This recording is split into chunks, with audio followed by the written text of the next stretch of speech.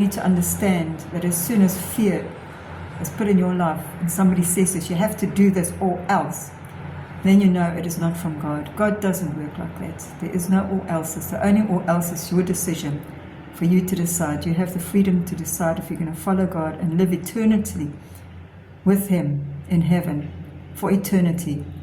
Remember, God lives outside of time. We are inside of time. And when you go down this quantum science, they keep talking about in and out of time and how things can happen. And science is finally understanding a little bit of God's creation, but they can't.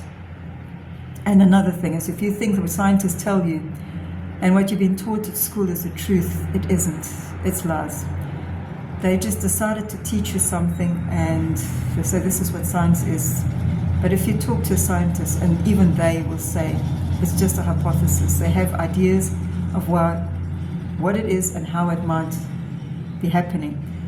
But with most things, the scientists don't know what it is. And I suggest also you listen to James Tour about creation, and when people say that, you know, we just come from nothing and we come from like just things that have come together and created us. Our bodies are special. When you listen to people that talk about how our bodies work and how God has created us amazingly, it is wonderful, and there's so much in us.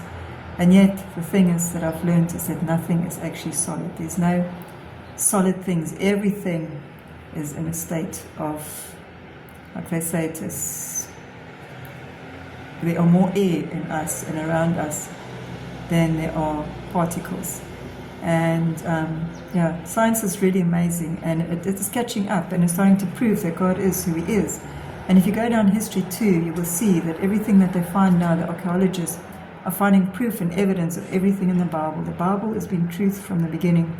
And they say even in the heavenly realms, when they read what's in the Bible, it actually tells them what's going on. And so just make sure that you put God as the most important thing in your life.